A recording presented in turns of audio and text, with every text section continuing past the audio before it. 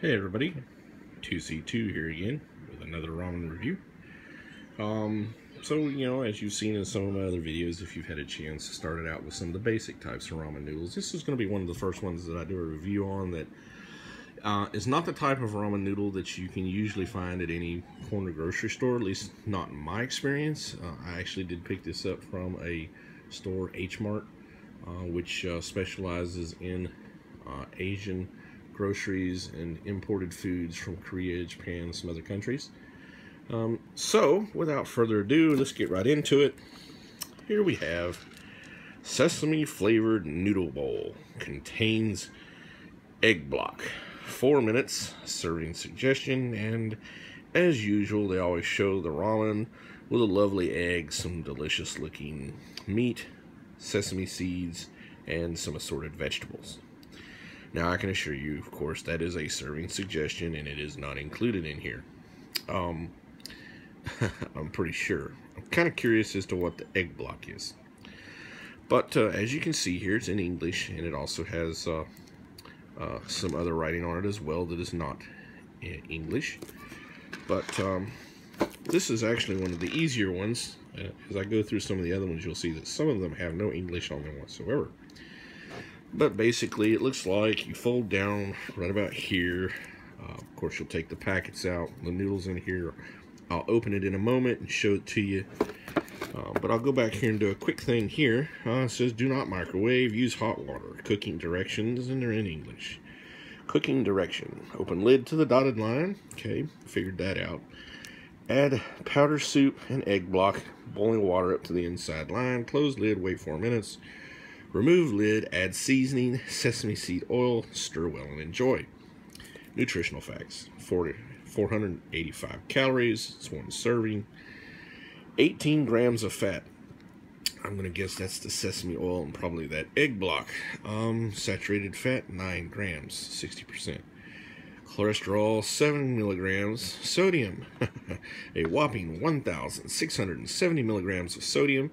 84% of your daily allowance right here in one little bowl. So this is not something you want to eat 3 times a day. Sugars, protein, 9 grams, not too bad. And again, I'm going to guess that egg block's going to probably be the contributing factor there. We do have some calcium, but not a whole lot as far as vitamin A, vitamin C, or iron. Of course, based on a 2,000 calorie diet. So there it is. It's all nice and wrapped up.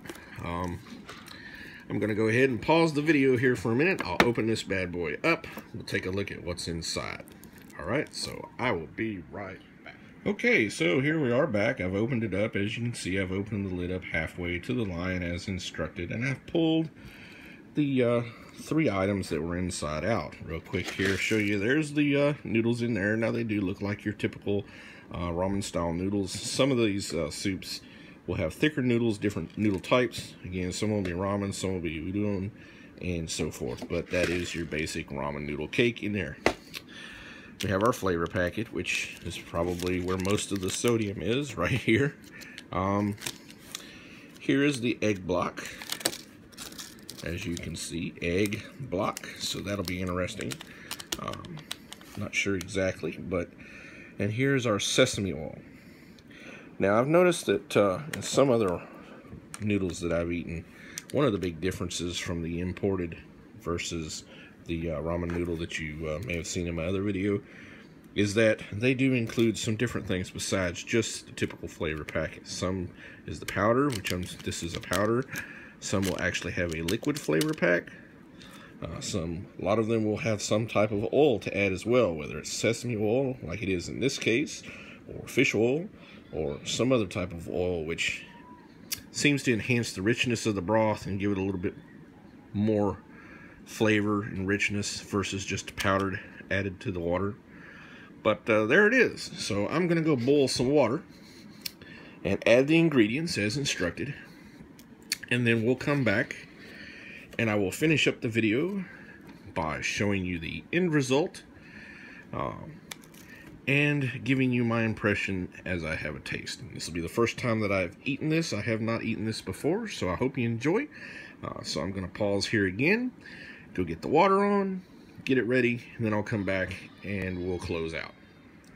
Okay, so here we are back. Boiled water a little over 4 minutes later. And the moment of truth. As you can see here, I've added everything in. The noodles have come out very nicely.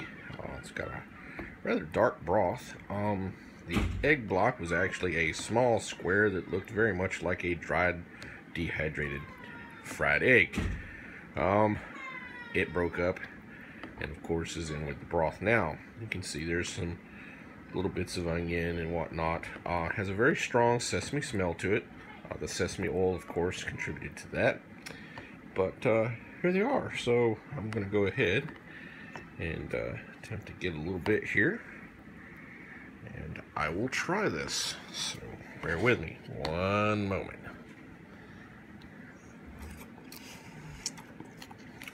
So, you can definitely taste the sesame. It is a little spicy. A lot of these soups are spicy. There are some that are not. But in my experience, it seems like there's a lot of spicy soups. This one has a little bit of a kick to it. Like I say, a pretty strong sesame flavor. I like sesame seeds, so that's not a bad thing. The noodles are your typical ramen noodle fare. Nothing really special about that. But all in all, pretty good. I think this was in about right around $2, I think, for this bowl. You know, again, versus what you would pay for a, cheap block of ramen. Around 40 cents or so, I think is what they're going for now. Sometimes you can get them on sale, but as you can see, a little bit more to this soup than that. And pretty good. So I'm going to go ahead and end here. Hope you enjoyed. As always, if there's anything you want to ask or any suggestions or whatnot, feel free to post. Please subscribe. Please thumbs up. So again, 2C2 saying thanks.